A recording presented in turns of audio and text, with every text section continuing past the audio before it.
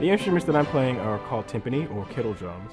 They are used basically as in the position of sort of driving the bus or driving the rhythm with the orchestra. That's generally my main job within the ensemble, is to lead from the back, if you will. I am placed at the back, in the center, and on risers, and that's so that I can sort of have a unique vantage point like that of the conductor.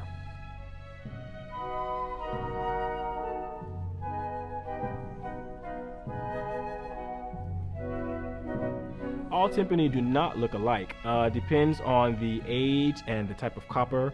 For example, the timpani that I have are not lacquered. It gives it sort of a special quality that somehow, for me, it's very present, but somehow can be intangible sometimes. But it definitely depends on the bowl shape, the actual type of bowl, the drum head that you put on, and obviously the types of sticks you use. I brought with me 3 different types of sticks to show you some of the many types of sticks that I do own.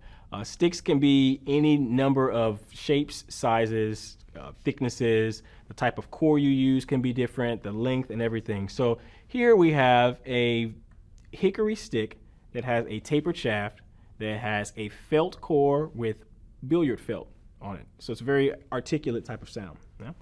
Next, we have a sort of a general mallet. This is actually a graphite stick that has a wood core and has a felt liner on it as well, more of a general sound.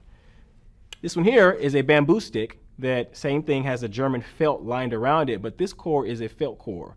And so between the different weights, the different lengths, as you can see, and the different head sizes, you can see you can get a variety of sounds. And this is one of very many types of sticks that I own and do use.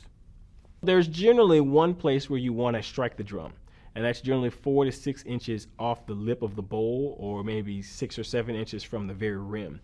That creates the most resonant, most desirable sound to the ear.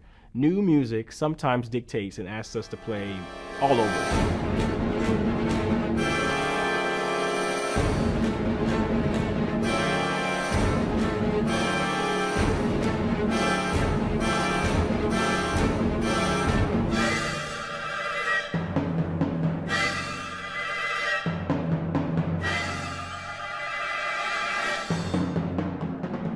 Some composers do specify what they want as far as sticks. Hector Berlioz was the first composer who actually was a timpanist himself, who specified whether he wanted wood sticks or the way he called it, which was sponge-covered sticks, which in our vernacular is felt-covered sticks. And so he was the first composer to sort of specify. Mahler specifies, and some other composers specify. But generally, it's my call as to what sticks are being used, or I choose what stick that I feel is appropriate for the repertoire, or in some cases appropriate for the particular note that I'm playing in the repertoire. I have a myriad of sticks and I change throughout the pieces to find the best sound.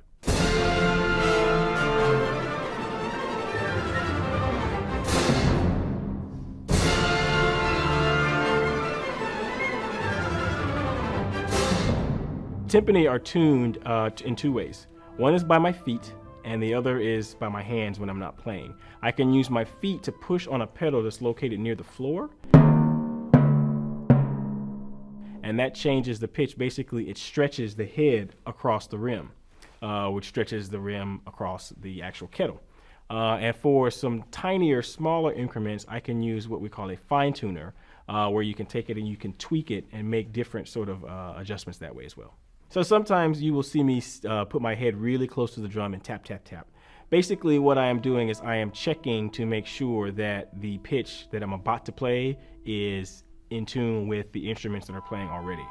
Because I use a natural skin or calfskin head, the weather, the type of day, the strength of the lights on stage, a lot of things can affect the actual fluctuation of the pitch.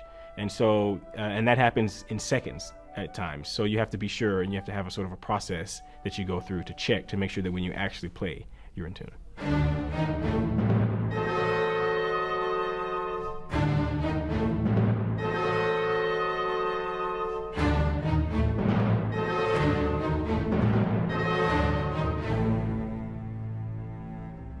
There's a lot of great repertoire that we're doing, but one of the parts that really sticks out for me There's actually two. One of them is in Mahler's Second Symphony. There's a part that comes right back. It's the recapitulation where it comes back at the very beginning and you hear it again maybe 15 or so minutes later. There's two timpanists in that piece, and we're both playing away, and there's this huge climax. It's the entire orchestra's putting their heart and soul into it, and that's one of those moments where I get goosebumps, and I feel very, very fortunate to be doing what I'm doing.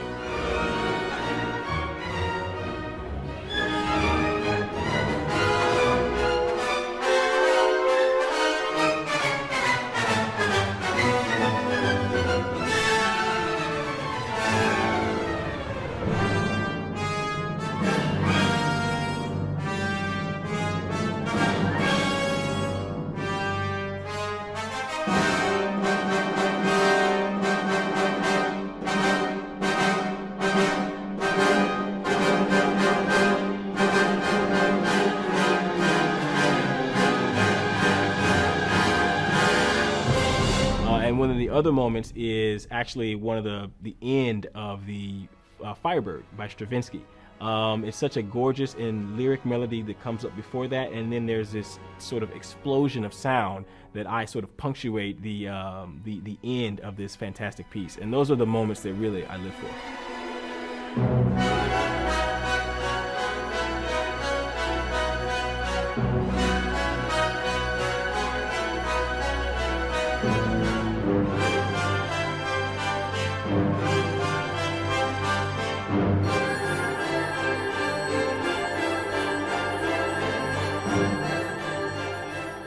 I actually started my musical career on piano.